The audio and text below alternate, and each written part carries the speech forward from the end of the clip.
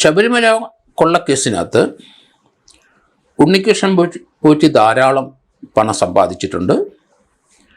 ഉണ്ണികൃഷ്ണൻ പോറ്റി തന്നെ സഹായിച്ച പലരെയും വിദേശയാത്രയ്ക്ക് കൊണ്ടുപോയിട്ടുണ്ടെന്നാണ് മനസ്സിലാകുന്നത്. ഇപ്പോഴേ പത്മകുമാർ ഉണ്ണികൃഷ്ണൻ പോറ്റിയുടെ ഒപ്പം വിദേശത്ത് പോയിട്ടുണ്ടെന്നുള്ളതാണ് മനസ്സിലാകുന്നത്. പത്മകുമാർ മാത്രമല്ല, ശബരിമലയുമായിട്ട് ബന്ധപ്പെട്ട പലരും ഉണ്ണികൃഷ്ണൻ പോറ്റിയുടെ ആതിഥ്യം സ്വീകരിച്ച് ഉണ്ണികൃഷ്ണൻ പോറ്റിയുടെ ചെലവിൽ വിദേശയാത്രകൾ നടത്തിയിട്ടുണ്ട്. ഉണ്ണികൃഷ്ണൻ പോറ്റി ഏതായാലും വിദേശയാത്ര നടത്തിയിട്ടുണ്ട് എന്ന് SITക്ക് ബോധ്യം വന്നിട്ടുണ്ട്. പല പ്രാവശ്യം പോയിട്ടുണ്ടാവും. US പോയിട്ടുണ്ടോ എന്ന് നോക്കേണ്ടിയിരിക്കുന്നു. കാരണം ഇതിൻ്റെ ഒറിജിനൽ സാധനങ്ങൾ വിറ്റ് പോയിട്ടുണ്ടെങ്കിൽ, അത് വിദേശത്ത് പോയിട്ടുണ്ടെങ്കിൽ അവിടെ മുന്നോടിയായിട്ടുള്ള യാത്ര ചെയ്തിട്ടുണ്ടാകാനുള്ള സാധ്യത വളരെ കൂടുതലാണ്. അതുതന്നെയല്ല, ഉണ്ണികൃഷ്ണൻ പോറ്റിയുടെ അറസ്റ്റോടുകൂടി ചില കാര്യങ്ങൾ വ്യക്തമായി. കാരണം ശബരിമലയായിട്ട് ബന്ധപ്പെട്ട അവിടുത്തെ ജീവനക്കാരും മറ്റു പലരും ഉണ്ണികൃഷ്ണൻ പോറ്റിയുടെ നിന്ന് വളരെയധികം രൂപ സമ്പാദിച്ചിട്ടുണ്ട്, കൈക്കലാക്കിയിട്ടുണ്ട്. അതുപോലെ തന്നെ പോറ്റിക്ക് പത്മകുമാറുമായിട്ട് വിദേശത്ത് പോകാനുള്ള സാധ്യത വളരെ കൂടുതലാണ്. പത്മകുമാറിൻ്റെ വീട്ടിൽ നിന്ന് പത്മകുമാറിൻ്റെ പാസ്പോർട്ട് ഏതായാലും ഇപ്പോൾ കണ്ടെടുത്തിട്ടുണ്ട്. അത് സീസ് ചെയ്ത് SIT. ആ പാസ്പോർട്ടിനകത്ത് ഏതായാലും എത്ര പ്രാവശ്യം വിദേശത്ത് യാത്ര ചെയ്തിട്ടുണ്ടെന്നതിൻ്റെ വിവരങ്ങളുണ്ടാവും. അത് പുറത്തേക്ക് വരും. ഉണ്ണികൃഷ്ണൻ പോറ്റിയുടെ കൂടെ പോയ മറ്റ് ആരൊക്കെയാണ് ശബരിമലയിലെ ജീവനക്കാർ, ദേവസ്വം ബോർഡിൻ്റെ പ്രതിനിധികൾ, അവരെ അല്ലാതെ മറ്റു പലരെയും കൊണ്ടുപോയിട്ടുണ്ടെങ്കിൽ അത് എന്തിനു കൊണ്ടുപോയി, അവർക്കും ഉണ്ണികൃഷ്ണൻ പോറ്റിയായിട്ടുള്ള ബന്ധം എന്ത്, അല്ലെ അവർക്കും ശബരിമല സ്വർണ്ണത്തട്ടിപ്പായിട്ട് എന്ത് ബന്ധമുണ്ട്, അല്ലെങ്കിൽ ശബരിമലയിലെ പ്രസിഡൻറ്റും മറ്റു ജീവനക്കാരുമായിട്ട് എങ്ങനെയാണ് ഉണ്ണികൃഷ്ണൻ പോറ്റിയുടെ കൂടെ പോയവർക്ക് ബന്ധം വന്നത്, അവർക്ക് ഈ കേസിനകത്തുള്ള ഇൻവോൾവ്മെൻ്റ് എന്താണെന്നും SIT കണ്ടുപിടിച്ചേ പറ്റുള്ളൂ. ഇപ്പോഴേ ധാരാളം സ്വത്തുക്കൾ ഉണ്ണികൃഷ്ണൻ പോറ്റിയുടെ പേരിലും പത്മകുമാറിൻ്റെ പേരിലും എഴുതപ്പെട്ടിട്ടുണ്ട്.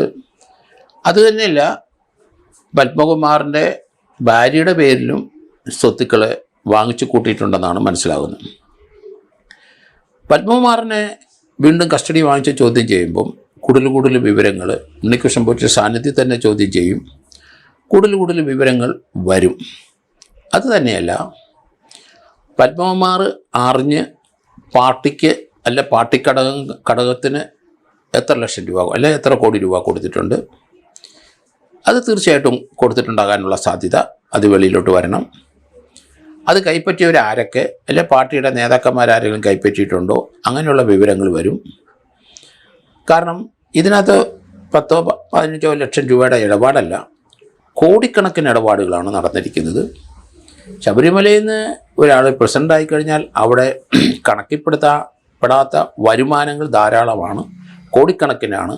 അങ്ങനെ വരുന്ന പണം അവർ ലാൻഡിലും മറ്റും ഇൻവെസ്റ്റ് ചെയ്യാതെ നിവൃത്തിയില്ല.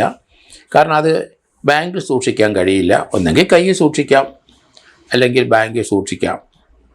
അപ്പോൾ അങ്ങനെയുള്ള പൊരുത്തക്കേടുകൾ ധാരാളം ഇതിനകത്ത് കാണുന്നുണ്ട്.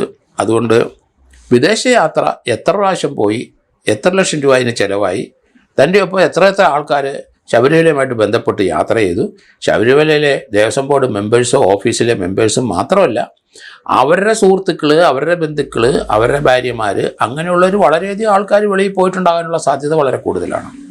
കാരണം പണം വരുന്നത് അതുപോലെയാണ്. അതുതന്നെയല്ലേ 32 കോടി രൂപയുടെ അടുത്ത് ഉണ്ണികൃഷ്ണൻ പോറ്റിയുടെ സ്വത്തിനെ പറ്റി SITക്ക് വിവരം ലഭിച്ചിട്ടുണ്ടെന്നാണ് മനസ്സിലായത്. അതുകൊണ്ട് ഈ ഒരു അന്വേഷണത്തിനകത്ത് ഇതിനകത്ത് രാഷ്ട്രീയ പാർട്ടിയിലെ നേതാക്കന്മാർ ആരൊക്കെ ഉൾപ്പെട്ടിട്ടുണ്ടെന്നുള്ള കാര്യം കൂടെ ഇപ്പം പുറത്തേക്ക് വരും. അതുകൊണ്ടാണ് കടകംപള്ളി സുരേന്ദ്രൻ ഉൾപ്പെടെയുള്ളവർ അറസ്റ്റിലാകുമെന്ന് ഞാൻ പറയുന്നത്. കാരണം കടകംപള്ളി സുരേന്ദ്രന് ദേവസ്വം മന്ത്രിയായിരിക്കുന്ന ആ കാലഘട്ടത്തിൽ അന്ന് ദേവസ്വം ബോർഡിലെ പ്രസിഡൻറ്റ് 2019 കാലത്തിൽ പത്മകുമാറാണ്. അദ്ദേഹത്തിൻ്റെ കൂടെ KP ശങ്കരദാസും വിജയകുമാറും ബോർഡ് അംഗങ്ങളാണുണ്ട്. അവർ നിരപരാധികളാണെന്നൊക്കെ വിലപിക്കുന്നുണ്ടെങ്കിലും അതൊന്നും വിലപ്പോയില്ല എന്നാണ് ഞാൻ കരുതുന്നത്. കാരണം അവരുടെ ചേർന്ന് മാത്രമേ ഇതിനൊരു ഇതിനൊരു അംഗീകാരം കൊടുക്കാനും മോഷണം നടത്താനും കഴിയുള്ളൂ. പിന്നെ എന്തിനാണ് അവർ ബോർഡ് അംഗങ്ങളായിട്ട് അവിടെ ഇരിക്കുന്നത്? തങ്ങൾ നിരപരാധികളാണെന്ന് വിലപിക്കുന്നുണ്ടെങ്കിലും അതൊന്നും വിലപ്പോയില്ല എന്നാണ് ഞാൻ കരുതുന്നത്. 2019 കാലഘട്ടത്തിൽ ദേവസ്വം ബോർഡിൻ്റെ മന്ത്രി കടകംപള്ളിയാണ്. 2021 മുതലാണ് വാസവൻ ദേവസ്വം ബോർഡ് മന്ത്രിയായി വരുന്നത്.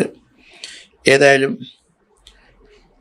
ഈ കേസുമായിട്ട് ബന്ധപ്പെട്ട് ഇനി നിരന്തരം കുറേ അറസ്റ്റുകൾ വളരെ പെട്ടെന്നുണ്ടാകേണ്ടിയിരിക്കുന്നു. കാരണം ജയശ്രീയുടെ അറസ്റ്റിൽ ഹൈക്കോടതി ഒരു തീരുമാനം പറയും. എനിക്ക് തോന്നുന്നത് ജയശ്രീയുടെ അറസ്റ്റിലേക്ക് തടസ്സമില്ല, പക്ഷേ അത് ജാമ്യം കൊടുക്കാം.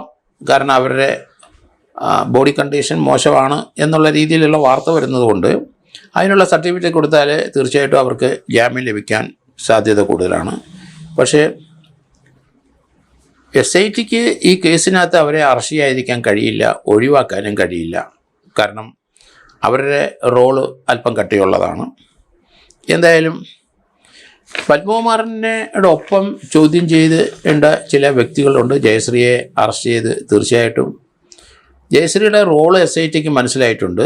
പക്ഷേ അത് കൂടുതൽ അവർക്ക് ഒരു റോളുണ്ടോ, അവർ പണം കൈപ്പറ്റിയിട്ടുണ്ടോ, അങ്ങനെയുള്ള കാര്യങ്ങളോട്ടും പ്രവേശിക്കേണ്ടതുണ്ട്. ഏതായാലും ദേവസ്വം ബോർഡ് ബെഞ്ചിൻ്റെ ഡയറക്ഷൻ അനുസരിച്ച് ജസ്റ്റിസ് രാജാ വിജയരാഘവനും ജസ്റ്റിസ് KV ജയകുമാറിൻ്റെയും അവരുടെ ദേവസ്വം ബോർഡ് ബെഞ്ചിൽ ചില ടൈം ലിമിറ്റുകളൊക്കെ പറഞ്ഞിട്ടുണ്ട്. പക്ഷേ ആ ടൈം ലിമിറ്റിന് അകത്ത് ഈ അന്വേഷണം തീർക്കാൻ കഴിയുമെന്ന് ഞാൻ കരുതുന്നില്ല. കാരണം വളരെ വിപുലമായ ഏരിയയിൽ കൂടി അന്വേഷണ സംഘം നീങ്ങേണ്ടതുണ്ട്. അതുകൊണ്ട് പെട്ടെന്ന് ഒരു അന്വേഷണം നടത്തി തീർക്കാൻ കഴിയുമെന്ന് സംശയമാണ്. കാരണം ഇപ്പോൾ വരുന്ന വാർത്തകളും ഇപ്പം വരുന്ന SITക്ക് ലഭിക്കുന്ന തെളിവുകളും അത് വളരെ മതിക്കുന്നതാണ്. അപ്പോൾ അത് കൂടുതലും ഏരിയയിലോട്ട് സഞ്ചരിക്കേണ്ടിയിരിക്കുന്നു. വളരെ ബ്രോഡായിട്ട് ആണ് അന്വേഷണം ഇപ്പം പോകുന്നത്. അതുകൊണ്ട് ടൈം ലിമിറ്റിനകത്ത് തീർക്കാൻ പറ്റുമോ ഇല്ലെന്ന് സംശയമുണ്ട്. പക്ഷേ 2019 എങ്കിലും തീർക്കണമെന്നുണ്ടെങ്കിൽ അതുമായിട്ട് ബന്ധപ്പെട്ട അന്വേഷണങ്ങൾ അടിയന്തരമായിട്ട് കംപ്ലീറ്റ് ചെയ്യേണ്ടതുണ്ട്. എന്നാണ് ഈ നടൻ്റെ അവിടെയൊക്കെ ഈ പാളി കൊണ്ടുപോയതെന്നൊക്കെയുള്ള കൃത്യമായ ഡേറ്റും ഒക്കെ ഇനി വരേണ്ടിയിരിക്കുന്നു. എങ്കിലും അന്വേഷണത്തിൻ്റെ പുരോഗതി വിലയിരുത്തി നമ്മൾ നോക്കാൻ കഴിയുമ്പം അന്വേഷണം വളരെ കൃത്യമായ രേഖയിൽ കൂടെയാണ് പോകുന്നത്. അതിനകത്തൊരു സ്വാധീനവും ഗവൺമെൻറ്റിൻ്റെ ഇല്ല എന്നാണ് ഞാൻ കരുതുന്നത്. അത് നടക്കില്ല. കാരണം ഗവൺമെൻറ്റിൻ്റെ കീഴിലുള്ള ആഭ്യന്തര വകുപ്പിലുള്ള അന്വേഷണ ഉദ്യോഗസ്ഥന്മാരാണെങ്കിലും ഈ ഒരു കേസിൻ്റെ കൺട്രോളിൻ്റെ ചുക്കാൻ പിടിക്കാൻ ഇവിടുത്തെ DGPക്കോ അല്ലെങ്കിൽ ആഭ്യന്തര വകുപ്പിനോ കഴിയില്ല. കാരണം അതിൻ്റെ ചുക്കാൻ പിടിച്ചിരിക്കുന്നത് ഹൈക്കോടതി ഡിവിഷൻ ബെഞ്ചാണ്. അതുകൊണ്ട് പല ആൾക്കാരും ഗവൺമെൻറ്റിൻ്റെ സ്വാധീനം ചെലുത്തും ഗവൺമെൻറ് എന്നൊക്കെ പറയുന്നുണ്ടെങ്കിലും ഇതുവരെയുള്ള അന്വേഷണത്തിൽ അങ്ങനെ ഒരു സ്വാധീനം ഉണ്ടെന്ന് ഞാൻ കരുതുന്നില്ല. രണ്ടാമത് ഗവൺമെൻറ്റിൻ്റെ ഭാഗത്ത് നിന്ന് വന്ന വാർത്തകൾ, കമൻറ്റുകൾ, അത് തീർച്ചയായിട്ടും ഉപ്പ് തിന്നവൻ വെള്ളം കുടിക്കും. അത് തന്നെയല്ല, കൈയിട്ട് വരെ അവരനുഭവിക്കട്ടെ, അതിന് പാർട്ടിക്ക് എന്താണ് കാര്യം. അതുകൊണ്ട് അങ്ങനെയുള്ള കാര്യത്തിൽ പാർട്ടി കൃത്യമായൊരു തീരുമാനം എടുത്തിട്ടുണ്ട്. അതുകൊണ്ട് സ്വാധീനത്തിനൊന്നും സാധ്യത വളരെ കുറവുള്ളൊരു ഏരിയയാണ്. രണ്ടാമത് സ്വാധീനത്തിന് ആ ഭരണപക്ഷം തയ്യാറാകും എന്ന് ഞാൻ കരുതുന്നില്ല. പാർട്ടിയുടെ എത്ര ഉന്നത വ്യക്തിയായാലും ശരി, അവരുടെ അന്വേഷണത്തിൽ കൃത്യത ഉണ്ടെങ്കിൽ അവരുമായിട്ട് മുന്നോട്ട് പോട്ടെ എന്ന് തന്നെയാണ് CPMൻ്റെ തീരുമാനം എന്നാണ് ഇപ്പോഴത്തെ കഴിഞ്ഞ ദിവസത്തെ CPM ലീഡറിൻ്റെയൊക്കെ പ്രസ്താവനകളിൽ നിന്ന് മനസ്സിലാകുന്നത്. അതുകൊണ്ട് ഈ ഒരു കേസിൻ്റെ അന്വേഷണത്തിൽ സ്വാധീനപ്പെടുത്തിയ ആരെങ്കിലും മാറ്റാമെന്ന് ആരും കരുതണ്ട. അത് നടക്കില്ല എന്ന് തന്നെയാണ് ഞാൻ കരുതുന്നത്.